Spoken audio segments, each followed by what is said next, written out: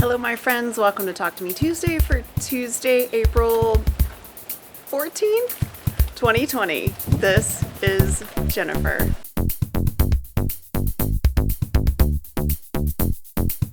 Thought we'd try a slightly different angle outside today. See, my neighbors are doing a little construction on their house. This is kind of the best lighting in my yard right now. There are grackles everywhere, so I apologize for the screaming. I did actually try to scare them off, didn't work. Anyway, I have 4 quilts that are completely quilted and ready to turn into the Linus Connection. We are collecting quilts, blankets for some of our local facilities, but also for camp. So if you're a Linus volunteer, we need those middle and teen blankets. Camp will be in it's usually July, August, and our requests are for 1,000 camp blankets, and as of last count, we didn't even have 100 yet. So that's one of the reasons I've been really cranking on our Linus blankets, because I want to do what I can to make sure we have some camp-size blankets. If you are a Linus volunteer, be sure and check our website, because we do have drop-off locations. We are not obviously having a meeting, and we're not going to do the big drive-through drop-off like we did last time. You can drop off anytime this week, and then I myself will be sorting those blankets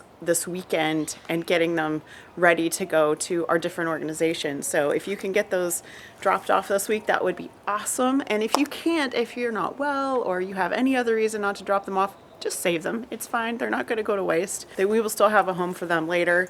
Camp quilts don't necessarily need to be turned in yet, but it does help with our count when it helps us know how many more we're going to need. So anyway, if you have a question about that, feel free to ask, because all that information is in here, and that's a lot of what I was doing last week, was helping get that organized so that we could figure out where to go and how to do that with all of our volunteers. This top was actually mailed to me, and I'm pretty sure the gal's name is Spool Sisters from Instagram, so let me go back over there.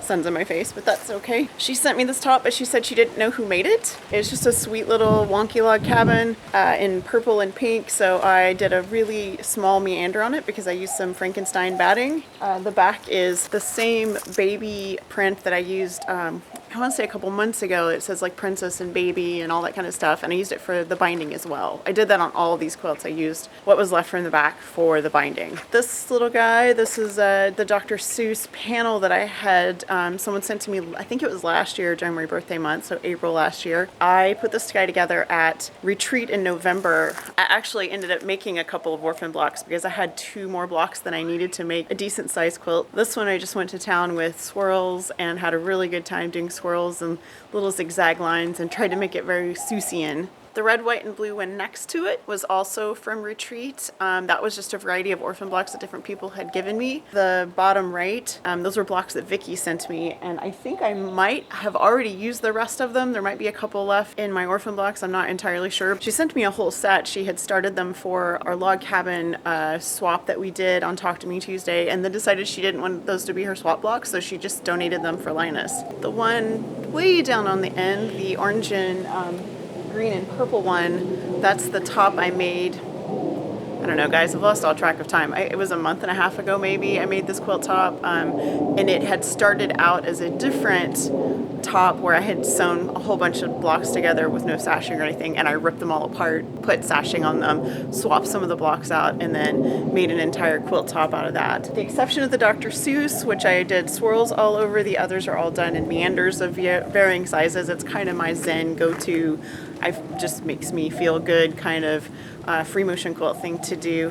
This one was a small meander, and then these 2 were just a little bigger, and like I said, swirls on Dr. Seuss. I'm gonna try to remember to flip these so you can see the backs of these as well, because I really enjoy the fabric that I put, especially on the back of the Dr. Seuss. It's a red and white stripe, and it's a flannel, which I don't do very often, but it was so perfect I could not put it on there. The fabric on the back of the red, white, and blue is like a cowboy print that someone had donated. The back of the orange and green and purple is a super bright orange print. I'm actually sewing at my kitchen table right now because, as you guys probably know, we have extra people in the house because of the stay-at-home order, and we've done some rearranging, and my sewing room is mostly a bedroom right now, so I'm kind of going in and out and getting the things I need, and then I'm sewing downstairs. It took me a little while to figure that setup out, so that's why I was doing more quilting and less actual piecing and sewing, but it's working out fine. And the next thing that I'm going to start, the next big thing, I have some little things to do too, but the next big thing I'm going to start is my son's graduation quilt. He will get his degree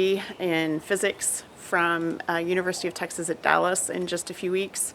and it's super weird because he's finishing his classes at home. If you guys follow me on social media, I've already bragged about this like crazy, but I'm extremely proud to share that he's going from a bachelor's degree straight into a PhD program for physics at Texas Tech. And they have also offered him a graduate teaching position, which will pay for, his living expenses and all that kind of thing. So he's going straight from undergrad into a PhD program with a job, and I couldn't be more proud of him. So that's very exciting for us, especially during all of this and not having a lot of good news to share. It's really delightful to see that my kid, who has worked so hard since he was a little kid, this kid has loved space and physics since he was tiny. So it's just really delightful for me that I have gotten to watch this journey and that he is going on to the next big thing. I have done a little bit more on the crochet I showed you last week, but not a whole lot, so I'll probably pick that back up this week. I was mostly